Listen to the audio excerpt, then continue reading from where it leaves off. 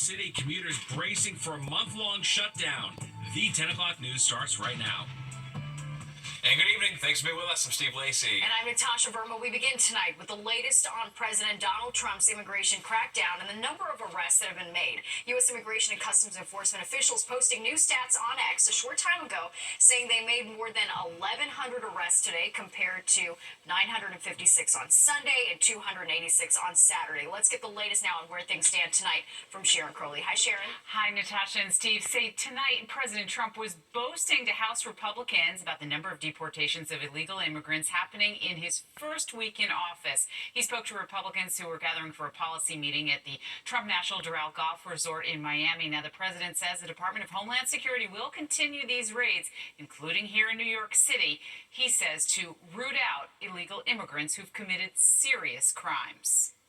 Perhaps most importantly, I declared a national emergency to stop the invasion of our southern border. I'm going to stop that invasion. We've already done it.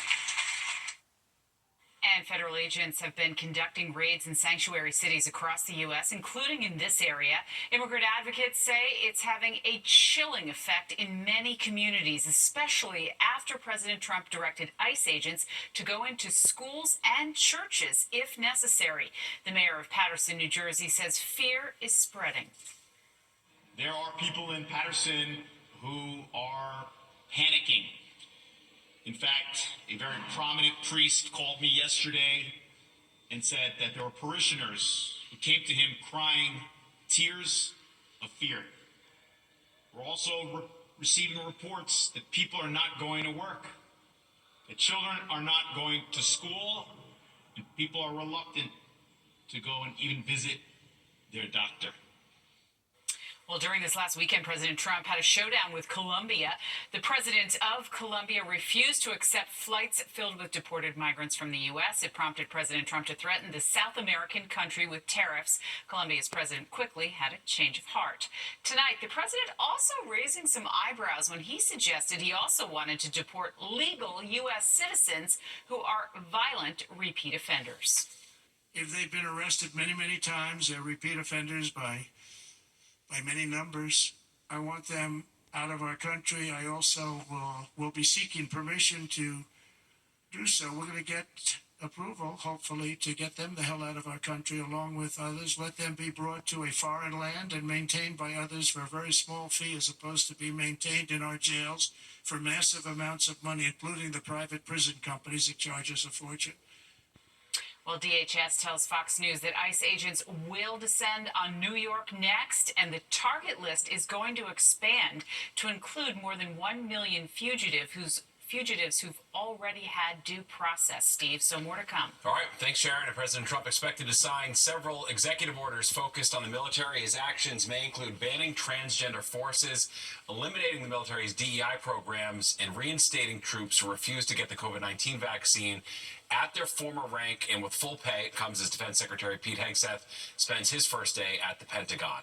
The U.S. confirming billionaire investor Scott Bessent to serve as Treasury Secretary. The South Carolina resident will be the first openly gay person to serve in that role. The Treasury Secretary responsible for serving as the president's fiscal policy advisor and managing the public debt. He's also a member of the president's National Economic Council. And you can stay up to date on the Trump presidency with the Fox Local app on your phone. Just scan the QR code you see on your screen to watch our live newscast and more. Wherever you are, you can download the free Fox Local app now. A 20-year-old man was shot and killed in Holliswood, Queens. Police say they responded to a 911 call of a man shot on 86th Drive just before 5 o'clock tonight. Police found him with multiple gunshot wounds to the chest and took him to a nearby hospital where he was pronounced dead. No arrests have been made.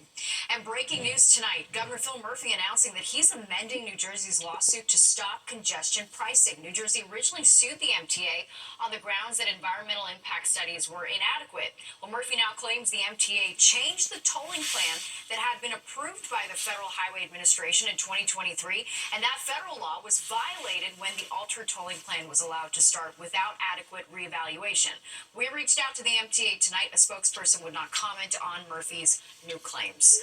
And new tonight, people living in the Bronx voicing their concerns about a migrant shelter being proposed in their community. All right, it would house more than 2,000 men on Bruckner Boulevard. Fox 5's Kendall Green's live in the Mott Haven section of the Bronx, where the shelter was the subject of tonight's community board meeting. Kendall. Hi, good evening, Natasha and Steve. The hard questions came early in this meeting where residents were under the impression that they had some sort of say-so in the matter, but they quickly learned that wasn't the case. Is this a done deal? When is this proposed to open? And, yeah, we start with that. Sure, the answer is yes, and at the end of February. Well, emotions were high and South Bronx residents were firm, opposing the 2,200-bed shelter that the city plans to move forward with. With no vote, no opinions from residents, the mayor's Office of Asylum Seekers Operations plans to open the shelter as soon as late February.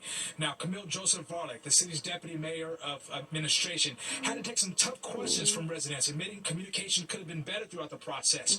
And this meeting comes as the city plans to shut down 13 emergency migrant shelters, removing 10,000 beds by summer. Yet, they're opening this new facility in the Bronx on Bruckner Boulevard for single men. As questions come quickly regarding who will be housed at the shelter, safe to say residents are frustrated by the move. We have women and children, and even men that's been in that daggone shelters for years and years and years. And you give them hotels, and you give them somewhere to live, but yet there's still people still in the street. So please, I was trying to be good, but don't tell me how to say it. I'm living this. I'm seeing this. I'm praying with them. I'm crying with them. I understand people need a place to be, and it's getting cold and everything in the future, but we feel like it's a dumping ground.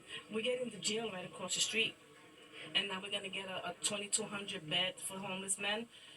No, think about women and families first. Clearly, communication could have been better before this shelter was sited, and we want to make sure that we work in partnership with you as we move forward.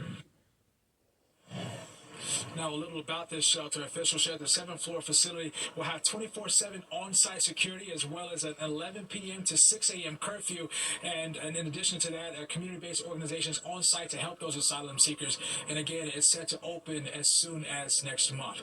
But that's the latest here in the Bronx. Kendall Green, Fox 5 News. Natasha, Steve. All right, Kendall, thank you.